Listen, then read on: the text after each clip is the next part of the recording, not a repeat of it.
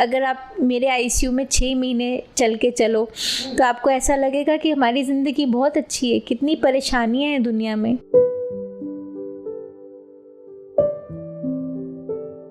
मुझे लगता है जब सोच है तो समय निकल आता है, सोच नहीं होता है तो हम समय से स्ट्रगल करते हैं। It's just management of time. और मैं 20 घंटा काम करती हूँ कम से कम दिन में। 5 से 12 साल के बच्चों को ये नहीं पता होता उनके साथ हुआ क्या। बच्चे के बहुत सारी सूजन और चोटें थी जो एक्सप्लेन नहीं हो पा रही थी, तो एग्जामिन करने पे देखा कि बच्चे का रेप हुआ था।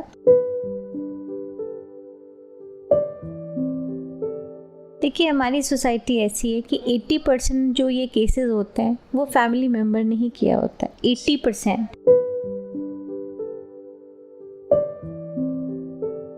वहाँ के बच्चे जल्दी बड़े हो जाते हैं अपने आसपास तकलीफें देख देख के।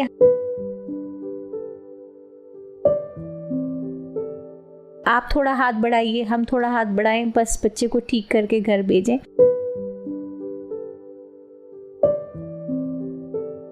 जो चीज़ आपको नहीं मिलती है आपको उसकी वैल्यू पता होती है। एक एक खिलौना उनके लिए बहुत इम्पोर्टेंट है। लव यू जिंदगी देख रहे सभी दर्शकों का स्वागत है। दोस्तों, डॉक्टर्स को भगवान का दूसरा रूप कहते हैं। जाहिर सी बात है कि वो हमारा इलाज करते हैं। जब भी हम बीमार होते हैं तो हमारी सारी उम्मीद टिक जाती है डॉक्टर्स पर कि वो हमें ठीक कर देंगे, और अक्सर ही ऐसा ही होता है क्योंकि डॉक्टर्स तनदेही के साथ काम करते हैं और उनकी पूरी कोशिश होती है कि वो अपने पेशेंट को जल्द से जल्द ठीक कर दें। कोरोना के समय में भी डॉक्टर्स ने पूरी शिद्दत के साथ अपनी हर एक जिम्मेवारी को निभाया है। आज मैं डॉक्टर्स की बात इसलिए कर रही हूँ क्योंकि आज मैं जिस डॉक्टर के साथ आपको मिलवाने जा रही हूँ वो पेशे से डॉक्टर है पर दिल से बहुत अच्छे इंसान, क्योंकि वो उन बच्चों का इलाज भी करती हैं जिनकी वित्तीय स्थिति ऐसी नहीं होती कि शायद उनका इलाज संभव हो सके। यानी कि वो चाइल्ड स्पेशलिस्ट है और वो उन बच्चों का इलाज करने में अपना महत्वपूर्ण योगदान दे रही हैं जो बच्चे कई बार इलाज से वंचित रह जाते हैं। मैं बात कर रही हूँ डॉक्टर महक बांसल की। मैडम, आपका बहुत बहुत स्वागत है। Thank you. मैम, सबसे पहले अपने बारे में बताइए कि आप चाइल्ड स्पेशलिस्ट हैं, कौन से बच्चों का इलाज करती हैं? बेसिकली मैं बच्चों की डॉक्टर हूँ और मेरी सुपर स्पेशलाइजेशन जो है बच्चों के आईसीयू के बारे में है। दैट मीन्स मैं बहुत सीरियस बच्चे देखती हूँ। लास्ट 13-14 साल से मैं आईसीयू चलाती हूँ बच्चों का, और मैं नॉर्मल बच्चों के साथ साथ बहुत सीरियस बच्चे देखती हूँ। ये मेरी सुपर स्पेशलिटी है। मैडम, आपके पास ज़्यादा सीरियस केस कौन से आते हैं? जैसे मैं इस time Cleo hospital Barewal road inside Orison hospital में काम करती हूँ, और हमारे पास जैसे आप ये देख लीजिए डेंगू, कोरोना, जिन बच्चों road traffic accidents, pneumonia, kidney failure, liver failure, हर तरह का न्यूबॉर्न बच्चा जो प्री टर्म बॉर्न हो गया हो, बहुत सीरियस बच्चा हो, और कई बच्चों को इन्फेक्शंस लग जाती हैं बहुत सीवियर। तो हर तरह का बच्चा जिसमें सांस की मशीन की रिक्वायरमेंट हो, डायलिसिस की रिक्वायरमेंट हो, कई बार उनको बाकी ब्लड प्रेशर की मेडिसिन और वो सब की रिक्वायरमेंट हो, तो वो मेरी सुपर स्पेशलाइजेशन है। तो हमारे पास यहाँ 45 बेड का आईसीयू वो चलाते हैं। जी। तो मैम, आप उन बच्चों की भी मदद करती हैं जिन बच्चों की वित्तीय स्थिति जो है वो अच्छी नहीं होती, तो उनके बारे में थोड़ा सा बताइए कि किस तरह की आप मदद करती हैं? देखिए, कई बच्चे तो अच्छे घरों में पैदा होते हैं जहाँ माँ बाप उनकी केयर करते हैं, बट कई अनफॉर्चुनेट या अनप्रिविलेज कह लीजिए बच्चे होते हैं जिनके माँ बाप के पास इतना पैसा नहीं होता कि वो अच्छी फैसिलिटी पे जाके बच्चों का इलाज करवा सकें।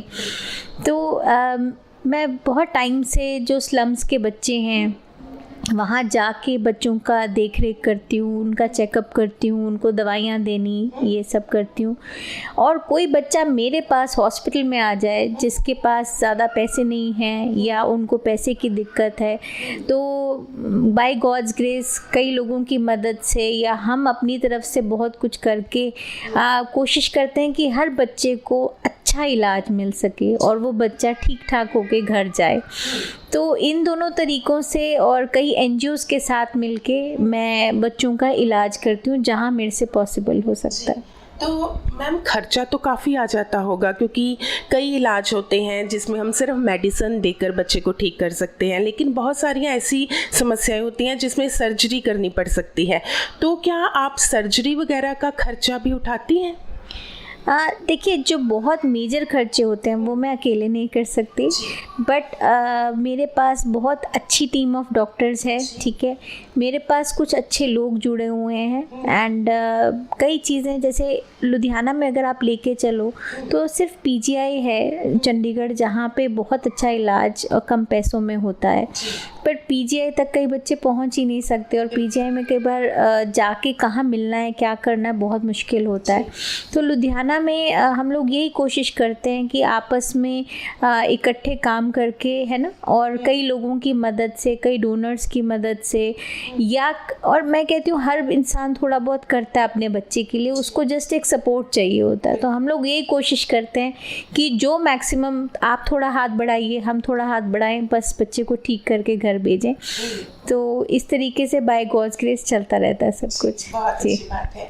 मैम ये बताइए कि आपने ये कैसे सोचा कि हम उन बच्चों की मदद करते हैं जो इलाज से वंचित रह रहे हैं, क्योंकि अक्सर ही जो डॉक्टर का प्रोफेशन है वो नोबल प्रोफेशन है, इसमें कोई दो राय नहीं है। आप पहले से इस प्रोफेशन में हैं, लेकिन ये भी माना जाता है कि जो डॉक्टर्स की ड्यूटी होती है ये बहुत हेक्टिक होती है। सुबह से लेकर रात तक आपको कई बार खाना खाने की भी फुर्सत नहीं होती, कई बार इतने पेशेंट आ जाते हैं। तो उसमें से कैसे आपने सोचा कि हम बच्चों का इस तरह से इलाज करते हैं, कैसे समय निकालती हैं, किस तरह से ये ख्याल आपके मन में आया?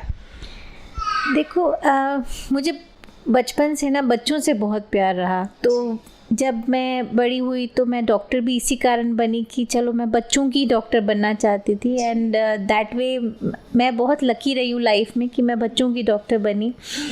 और जब आप एक आईसीयू चलाते हो ना, तो आप वो दुख देखते हो जो कभी आप ज़िंदगी में अगर आप मेरे आईसीयू में 6 महीने चल के चलो तो आपको ऐसा लगेगा कि हमारी ज़िंदगी बहुत अच्छी है, कितनी परेशानियां हैं दुनिया में, कितने बीमार बच्चे होते हैं और कितनों को इलाज से वंचित रह के बच्चों की डेथ हो जाती है। तो ये दुख दर्द देख के बहुत शुरू से मेरे को था कि चलिए मैं जो एज अ डॉक्टर हॉस्पिटल में कर सकती हूँ वो कर सकती हूँ, मगर बाहर के बच्चों की भी मेरी पूरी कोशिश रहती है कि बच्चों को सही इलाज मिल जाए, तो कई बीमारियाँ बढ़ती ही नहीं हैं। तो टाइम कैसे निकालना है, हम लोग यहाँ एक टीम में काम करते हैं, और जब मैं कहती हूँ जब आपकी इंटेंशंस होती है ना तो समय अपने आप निकल आता है। अब जैसे मैं एक अनाथ आश्रम के लिए भी काम करती हूँ जहाँ पे मैं बच्चों का इलाज करती हूँ और वहाँ की डॉक्टर भी हूँ। तो कई बार वो बच्चे मेरे पास आ जाते हैं, कई बार मैं उनके पास चले जाती हूँ। तो मुझे लगता है जब सोच है तो समय निकल आता है, सोच नहीं होता है तो हम समय से स्ट्रगल करते हैं। It's just management of time, और मैं 20 घंटा काम करती हूँ कम से कम दिन में, तो चल जाता है किसी तरीके से। हाँ, बाकी जब आपके साथ अच्छे लोग जुड़ जाते हैं, उनको पता है कि कहीं रिक्वायरमेंट है तो महक आ जाएगी, तो उस तरीके से हो जाता है सारा कुछ। मैम आप काफ़ी समय से बच्चों की मदद कर रही हैं, क्या आप कुछ एक बच्चों का जिक्र करना चाहेंगी कि जब आपके सामने कोई ऐसा केस आया हो जिसमें आपको लगा हो कि ये बच्चा बहुत सीरियस है और आपके पास उस समय प्रॉपर साधन भी ना हो, लेकिन आपके मन में ये जज्बा था कि इस बच्चे को ठीक करना है और आपने किसी ना किसी तरह से उस बच्चे का इलाज भी करवाया, चाहे आपको मदद ही मांगनी पड़ी? कोई ऐसे भी केस आपके सामने आते रहते हैं? बहुत आते हैं एक्चुअली, बहुत अनगिनत केस आते हैं। तो बट ये है कि जब ऐसा कोई केस आता है हमारे पास, तो अब जैसे पीछे एक बच्चा था जिसको पोस्ट कोविड सिंड्रोम था, बच्चा चूड़ी बेचता था फादर, तो उनके पास बिल्कुल पैसे नहीं थे। तो बच्चे का इलाज शुरू किया, हमने बोला कोई बात नहीं देखेंगे, पर मैं खुद कई NGOs को कांटेक्ट कर करके उस बच्चे के लिए पैसे अरेंज किए। ऑलमोस्ट 50% तो हमने ही नहीं लिया, और जो हॉस्पिटल के खर्चों के लिए जो भी थे वो लोगों से मांग के मैंने उसके लिए अरेंज किए। तो ऐसे करते करते हो जाता है, मतलब ये ऊपर वाला देखता है, कहीं अब अच्छी सोच लेके काम करो तो हो जाता है। एंड जहाँ आप ढूंढने चलो तो अच्छे लोग हैं, और जितना मुझे लगता है मैं अपनी तरफ से कर सकती हूँ, हम लोग पूरी कोशिश करती हूँ। पर ऐसे बहुत केस आते हैं, पर कोशिश यही रहती है कि कोई बच्चा बिना लाइलाज यहाँ से ना जाए। मैम, आप बच्चों को देखती हैं, आपके पास हर एक एज ग्रुप के बच्चे आते होंगे। आज के दौर में कौन सी उन्हें ज़्यादा समस्याएं आ रही हैं? देखो, एक तो कोविड के टाइम पे तो बच्चों में बीमारियां बहुत कम हो गई थी एक्चुअली, पर अब कोविड जैसे ये ख़त्म हुआ है, कोविड के बाद पोस्ट कोविड सिंड्रोम होता है, जिसमें कोविड के 1-1.5 महीने बाद बच्चे को सारे ऑर्गन्स फेल होने शुरू हो जाते हैं। वो एक एंटिटी है जो बहुत परेशान की हमारे को। और अब बारिशों का टाइम आ गया है, कई तरह के डेंगू का बुखार, ट्रॉपिकल फीवर्स, निमोनिया, बच्चों को पॉटियाँ लग जाना, ये सब तो शारीरिक प्रॉब्लम्स तो चल ही रही हैं। जो एक प्रॉब्लम अब हम बच्चों में बहुत ज़्यादा देख रहे हैं वो मानसिक प्रॉब्लम्स। एक सुनामी आ गई है बच्चों में, घरों में बैठ के। आप सोचिए, कई बच्चे तो प्रिविलेज्ड हैं कि मतलब चलो ऑनलाइन क्लास हो गई, कई बच्चों ने तो 17 महीने से स्कूल ही नहीं देखा। और स्पेशली वो बच्चे हैं जो स्लम्स के बच्चे हैं, वो उनके वापस माँ बाप ने उनको लेबर में लगा दिया है, काम करो, ये करो, पैसे कमाओ। तो एक तरीके से मानसिक जो प्रॉब्लम्स हैं, बच्चों जो घर में भी बैठे हैं और जो काम नहीं कर रहे, पढ़ नहीं पा रहे, तो ये बहुत ज़्यादा निकलती आ रही हैं। तो हमारे साइकोलॉजिस्ट आजकल बिल्कुल बिजी रहते हैं, और कहीं ना घरों के मानसिक तनाव भी बढ़ गए हैं।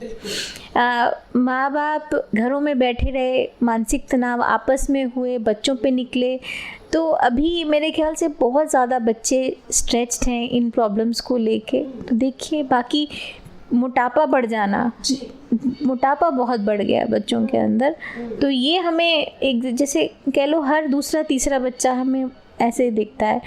ये प्रॉब्लम्स नहीं है जो हमें चैलेंज बहुत सारे फेस करने पड़े हैं बच्चों के साथ। मैम, एक समस्या जो अक्सर ही हम अखबारों में पढ़ते हैं या हम टीवी में देखते हैं वो है चाइल्ड अब्यूज़। क्या आपके पास भी ऐसे बच्चे आते हैं?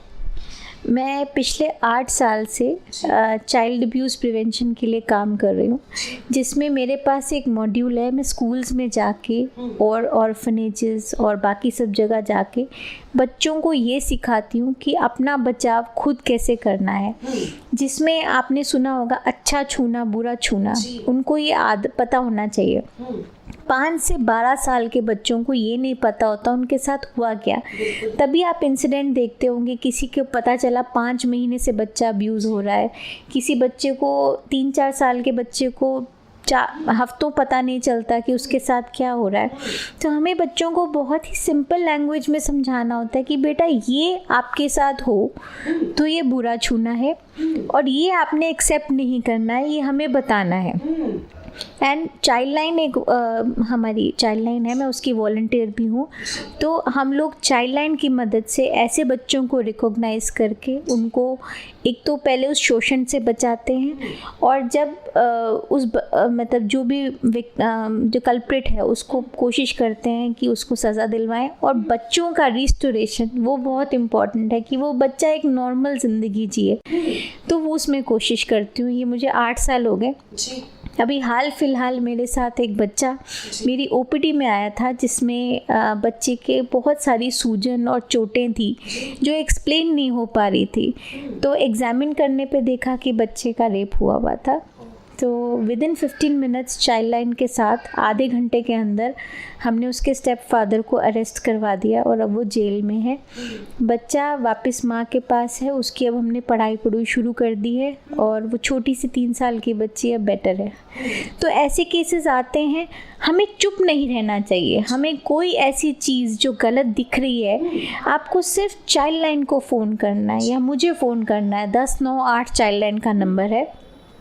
आपको अपनी आइडेंटिटी भी नहीं रिवील करिए, बट ये याद रखिए कि अगर आज हम चुप रहेंगे तो वो बच्चे का शोषण होता रहेगा। मैम, जैसे कि आपने बताया कि कई बच्चों के साथ काफ़ी लंबे समय तक शोषण होता रहता है, तो इन बच्चों में ऐसे कौन से सिम्टम्स दिखाई देने शुरू हो जाते हैं कि घर पर पेरेंट्स या और बाकी मेंबर्स जो हैं वो आसानी से पता लगा सके कि हमारे बच्चे के साथ कुछ गलत हो रहा है, ताकि इनिशियल स्टेज पर ही पता चल जाए कि बच्चा जो है वो शोषण का शिकार हो रहा है? क्या बदलाव आते हैं बच्चों में? बच्चों में जिनका शोषण होता है उनमें सबसे पहले मानसिक प्रॉब्लम देखी जाती है। जैसे बच्चा सडनली चुप सा रहने लग जाता है, कटा कटा रहता है। सबसे बड़ी इम्पॉर्टेंट चीज़ कि बच्चा स्कूल में परफॉर्म नहीं कर पाता, कोई रिलेशनशिप नहीं बना पाता, किसी दोस्तों से प्यार नहीं रह जाता, बिल्कुल अलग डिप्रेशन में चल जाता है। कई बच्चों में ये भी देखा गया सुसाइडल टेंडेंसीज आ जाती हैं। और एक बहुत बड़ी बात होती है, कई बच्चों में आप ये देखते हो कि वो ऐसी बातें कह जाते हैं जो उनकी उम्र के हिसाब की नहीं होती, कुछ ऐसे वर्ड्स यूज़ कर जाते हैं जो उनकी उम्र के हिसाब से नहीं होती। अगर ऐसा, और ये हो गए मानसिक सिम्टम। एक होता है फिज़िकल सिम्टम्स, जैसे बच्चे को पेट दर्द होना जो आप एक्सप्लेन नहीं कर सकते। बच्चा ये भी कहीं इंजरीज़ हैं, जैसे मैंने आपको केस बताया था, नील पड़े हुए हैं, बुरा हाल है, और बट आपको ये नहीं पता, बच्चा एक्सप्लेन नहीं कर पा रहा या उसके माँ बाप एक्सप्लेन नहीं कर पा रहे कि कैसे हुआ। और कई बार कुछ हाथों में कटे हुए या ये सारी चीज़ें, तो ये फिज़िकल और थोड़े से मेंटल सिम्टम्स होते हैं जिससे आप बहुत इजीली गेस कर सकते हो कि बच्चे के साथ कुछ हुआ है। उसमें आपने बच्चे से बात करके देखना है और आराम से आश्वासन देके कि आप सेफ़ हो बेटा, आप बात करके देखना है, इसमें आपकी गलती नहीं है जो आपके साथ हो रहा है। तो बहुत बच्चे आपको बता देते हैं कि उनके साथ क्या हो रहा है।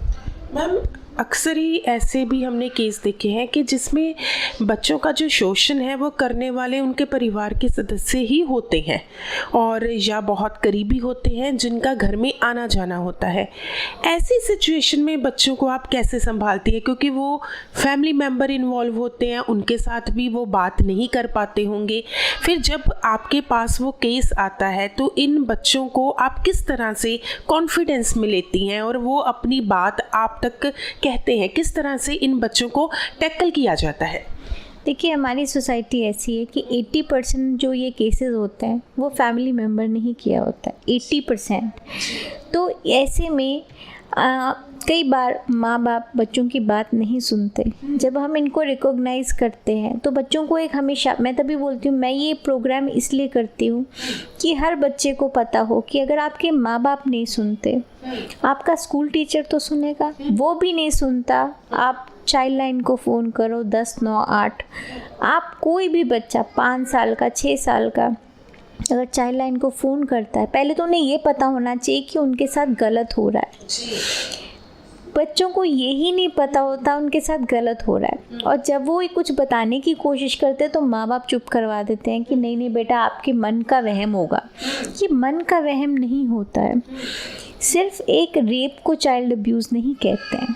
बच्चे को इनअप्रोप्रिएट जगह पर छूना, बच्चे को पोर्नोग्राफी दिखाना, बच्चे को उसका गलत बात बोलनी, उसको अब्यूसिव लैंग्वेज में बात करना, ये और बच्चे को स्टॉक करना, मतलब उसके पीछे पीछे जाना, ये सारा अब्यूज़ है। और ये सारा कोर्ट में गुनहगार है ये, और जो इस चीज़ को छुपाता है उसके लिए भी 6 मंथ्स की पनिशमेंट है। तो ये जो है, हम सोचते हैं कि सिर्फ रेप होगा, नहीं, चाइल्ड अब्यूज़ एक बहुत बड़ी टर्म है। और आपको ये रिकॉग्नाइज़ करके बच्चों को हम यही सिखाते हैं कि ये अच्छा बुरा छूना है। अगर आपके साथ कोई प्राइवेट पार्ट्स को आपके टच करे तो उसमें आपने मम्मी पापा को बताना है। अगर वो आपकी बात नहीं सुनते तो इसमें आपकी गलती नहीं है, ये आप चाइल्ड लाइन को बताओ, जस्ट एक नंबर डायल करना या मेरे को बताओ, तो हम आपकी इस चीज़ पे एक्शन लेंगे। हमारी सोसाइटी में अभी भी जो केसेस निकल रहे हैं वो सिर्फ कहते हैं टिप ऑफ द आइसबर्ग है। बहुत कुछ होता है जो चुप करके ही रह जाता है। हमारे कुछ की बचपन की स्टोरीज भी सोचोगे तो कहीं ना कहीं हमें पता है कि किसी के साथ कुछ गलत हुआ, तो अब यही है बच्चों में अवेयरनेस क्रिएट करना कि उन्होंने अपने आप को कैसे प्रिवेंट करना है, क्योंकि हर जगह ना माँ बाप होते हैं, ना हर जगह ना माँ बाप साथ भी देते हैं। तो मैम, बच्चों को हम आज के समय में किस तरह से फिजिकली और मेंटली फिट रख सकते हैं, हेल्दी रख सकते हैं, इसके लिए कुछ टिप्स ज़रूर दीजिए।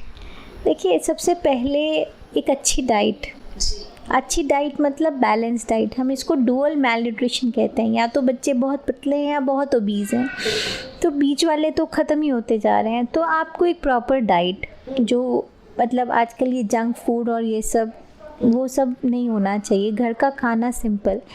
सेकंड, फिर 1 घंटे की फिज़िकल एक्सरसाइज। हम सोचते हैं बाहर कोरोना है, बाहर नहीं भेजना है, घर में बहुत सारी बच्चे चीज़ें कर सकते हैं, बैडमिंटन खेलना, डांस करना। 1 घंटे की एक फ़िज़िकल एक्टिविटी बच्चों के लिए मेंटली ऑल्सो बहुत इम्पॉर्टेंट है।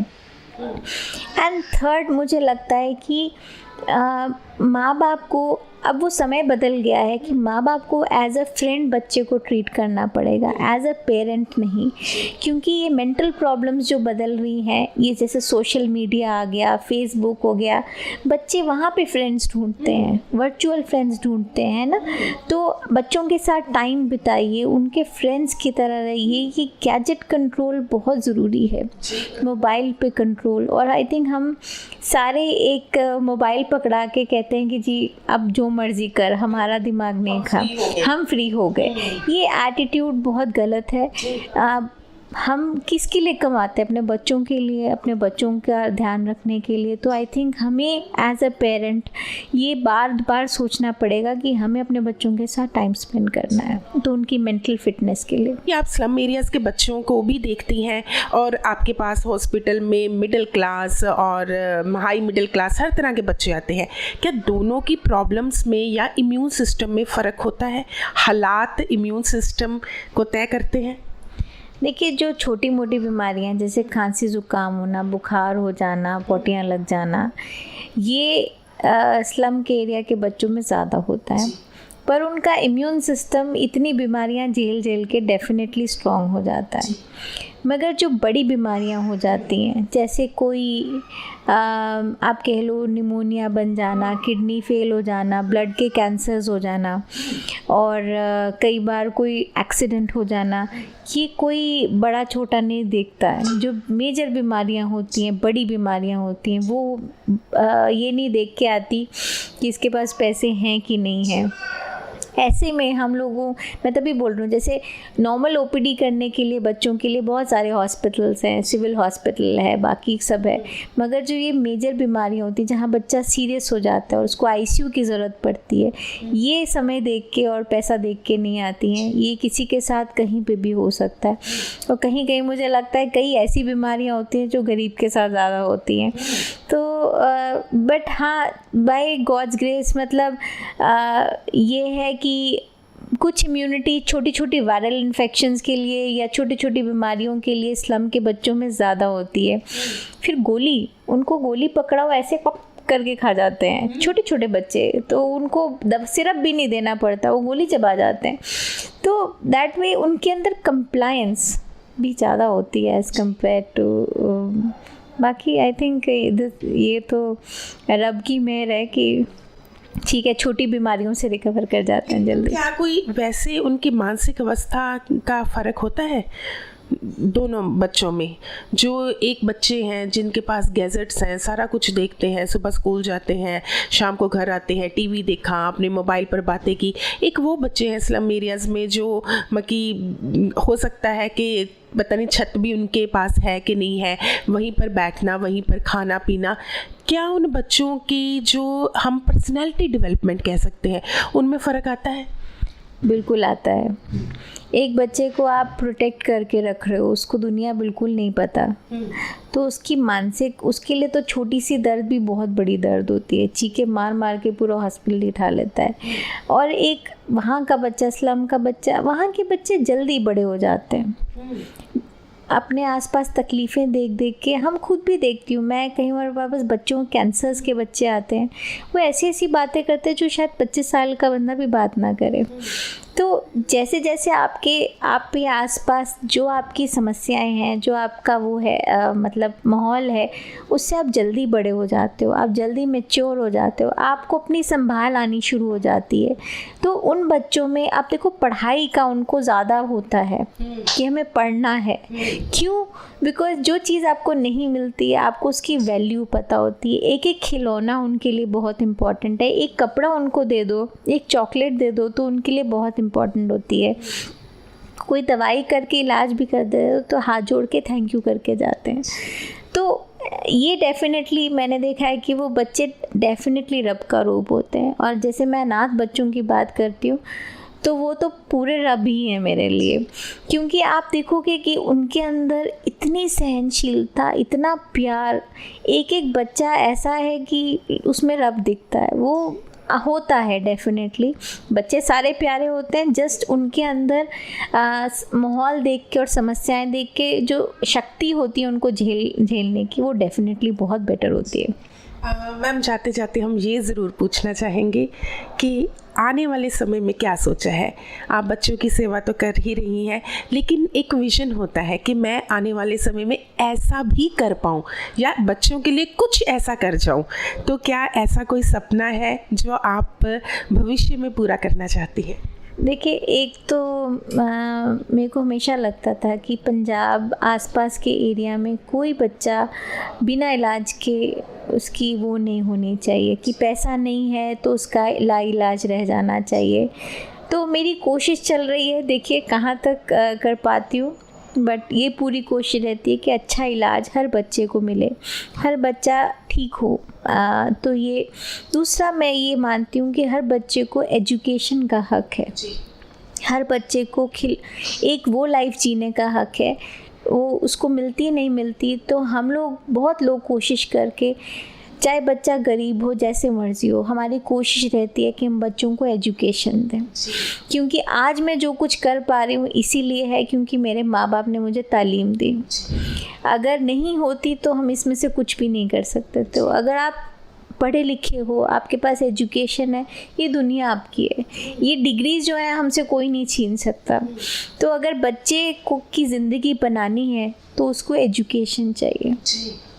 तो हम कहते हैं ना, वो ईच वन टीच वन, हम सबको एक बच्चे को पढ़ाना चाहिए, 2 बच्चे स्पॉन्सर करने चाहिए, क्योंकि एजुकेशन आप करो, कुछ भी नहीं होता। 2000 रुपये स्कूल फ़ीस होती है, शायद आप डिनर करने जाओगे तो 2000 रुपये ऐसे ही लग जाते हैं। सोचिए किसी का महीने के स्कूल फ़ीस है वो, तो इतनी छोटी सी बात है।